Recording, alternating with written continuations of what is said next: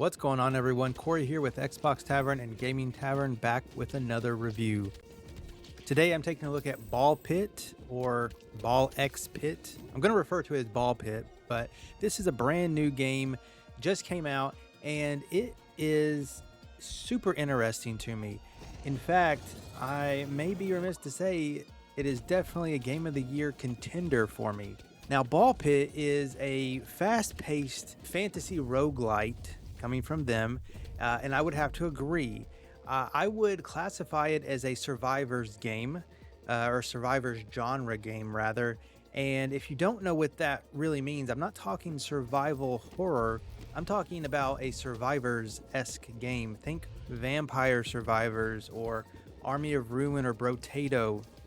These games have typically come with like auto battling, and you gather gems to level up, and you then start the process of building a loadout for that specific run.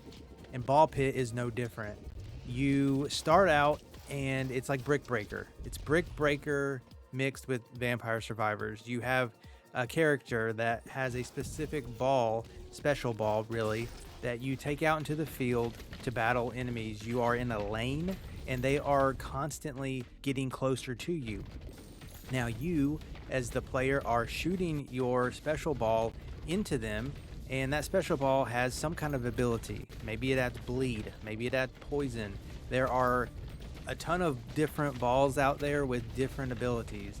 And then you're going to have what they call baby balls out as well. These are the small balls that just do damage, and the way you get those changes vastly depending on your loadout. And as you go through the level, you go through it a little bit, and then you get to a mini boss. If you surpass that, you go through more enemies and then get to another mini boss. And if you surpass that, rinse and repeat one more time till you get to the final boss of the stage. Now, that is putting it very simply. As you are playing this run, I'll call it, you're going to be getting currency, you're going to be getting gold, and you're going to be getting XP through the process of gems and what the enemies drop for you. As soon as you hit the level up mark, you get this pop-up and you get to pick from a variety of different things. It might be additional balls, and these will unlock more and more as you play the game.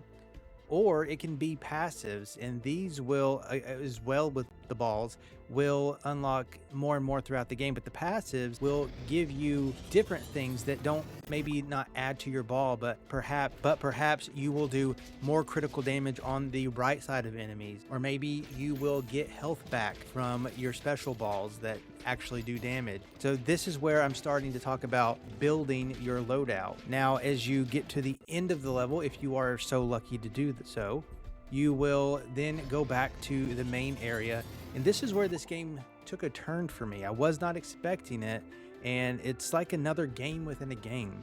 But back at the hub area, once you return, you take the money that you have gathered along with a couple other resources like wheat and stone, wood, and you can build like a city, a little town. And the buildings that you get to pick from, again, coming through progression of the game, will do different things.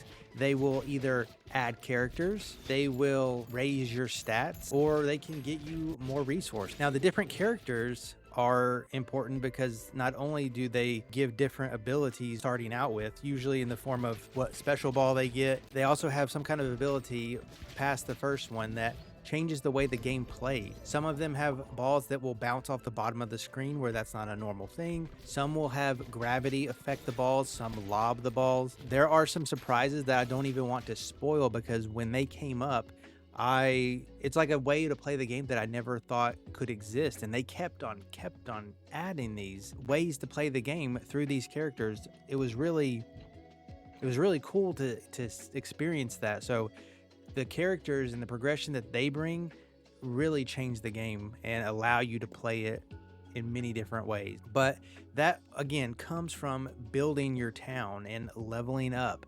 And that was so cool to do because it's not just place something down. You have a plot of land that you can expand, but as you place the buildings down, you have to build them. And how else would you build them in a brick breaker type game other than to send your heroes out in a brick breaker style. They will hit the buildings, and then you have to hit them so many times to build them, and you are limited on the number of characters you have. That will grow as you unlock more characters, and you are limited on time. That can grow depending on what buildings you have, what the perks of the characters are, and things like that. I mentioned the resources. You have to have resources to build.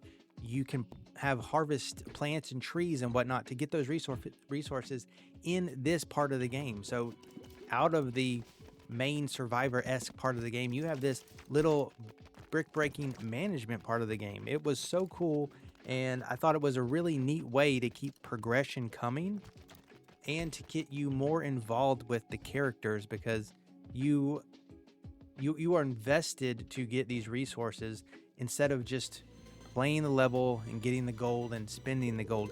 Like, you have to manage all of these things. So it was really nice to get to experience that. Now, if it was just all that, it would be really simple. But let's jump back into the gameplay aspect of it, where you're fighting the enemies. I mentioned how you level up and you get to get new balls or new passives that you have access to. Well, if you were to just max out at the 3 or 4 slots that you have, you would be done with this game very quick. It wouldn't be very fun, and it would be limiting. Well, in order to create these massive, crazy builds, you have to be able to add more stuff than what you see on the screen there. Each of the passives and the balls can level up to level 3. Once you do that, if you have multiple of different balls and passives, if they mesh together, you can evolve them together, or you can fuse them together. So for example, maybe you have a bleed ball and you have a poison ball. Well, that takes up 2 slots. It is 2 special balls, so you're sending out 2 balls at a time at that point. But if you want to keep adding more in different type of special balls in order to make your build really crazy, you're going to need more slots. And in order to do that, you might have to fuse those 2 together. So now you have one ball that has bleed properties and poison properties. And so now you can see how this can start to really get crazy. And just fusing is like a basic example. Once you have certain combinations of these things, you can evolve them, and it's kind of like fusing, but then it adds something else to it. And there are many different combinations that this takes up, and I found myself near the end of the game kind of hunting for everything. You do have an encyclopedia that kind of shows you what you've unlocked and what you haven't. It kind of gives you question marks. And so I was going through looking what items and balls had unknown explorations or what have you, and I was just experimenting, trying to get these and put them together. And there are some really cool special abilities that you can create. If the levels would have let me, I'm sure I could have gone way further than what they allowed, but they do stop you eventually with the base game. There are ways to make it more difficult that I will leave to those completionists who want to play this game to its full extent, but I had a blast with Ball Pit. In fact, I was trying to actively think of bad things about the game, and I really can't. I like this game so much. It was great for pick up and play if you have 10 to 20 minutes, and 20 minutes is really on the upper level of time I needed to spend in a match or a run, and 10 minutes was really fast. But anywhere in between that, depending on how good your build is and which level you're playing, that was what a run took me. And then you go back and you send out a harvest real quick to get whatever resources you can, and if you needed to cut off the game, cut it off and come back to it. But it was lots of quick little sessions, and it had that constant progression that kept me coming back for more. Take that mixed with the crazy abilities and builds that you can make, and this game was a really fun time. Obviously, if you are into those, I keep calling them survivor type games, if you're into those where you're just trying to kill everything, level up, and see what you're going to get on that next roll of the opening the treasure chest, this game is going to scratch all of those itches and maybe more. I really like the management part of this game as well. And management is a way to say it, but it wasn't super complex that it was anything to think about. In fact, I had just as much fun trying to do the layout of the management piece in order to get optimal harvest run, because you can only send from certain areas, and obviously you want to hit as much as you can within that short time frame. And so I don't know how many times I went through my town and rearranged them to fit the need that I was trying to meet at that specific time, whether it was leveling up a specific building or farming as much gold as I could. So it was a really excellent time with Ball Pit. I finished it with all the characters.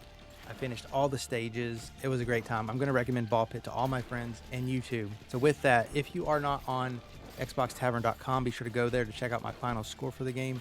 But that will do it for me for Ball Pit. Go and play it, and I'll catch you in the next one.